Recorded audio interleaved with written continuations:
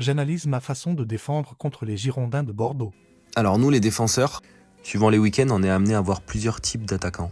Ça peut aller du point d'appui aux joueurs qui aiment courir, prendre la profondeur, aux joueurs techniques qui aiment créer le jeu, qui bougent partout.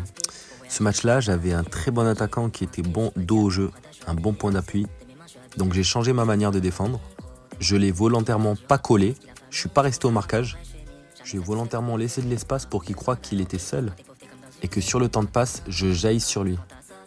Je le répète, c'est un attaquant très expérimenté et encore une fois, si tu es au marquage avec lui, il va te manger.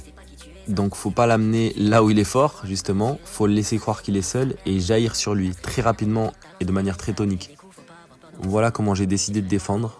Et donc sur tous les ballons en fait que j'avais, je lui laissais son espace, je le laissais contrôler et sur le temps de passe, boum, je sors sur lui.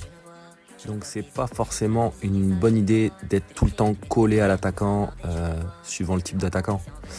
Si c'est quelqu'un qui est très tonique, etc., il ne faut pas lui laisser d'espace du tout. Parce que le moindre centimètre, il va l'exploiter.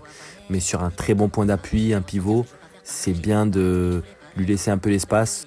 En le laissant libre et en lui laissant 2-3 mètres, ça va pousser ses coéquipiers à lui faire la passe. Et c'est cette passe-là que j'attendais justement, que j'anticipais, pour après lui passer devant en jaillissant dynamiquement, comme je l'ai dit.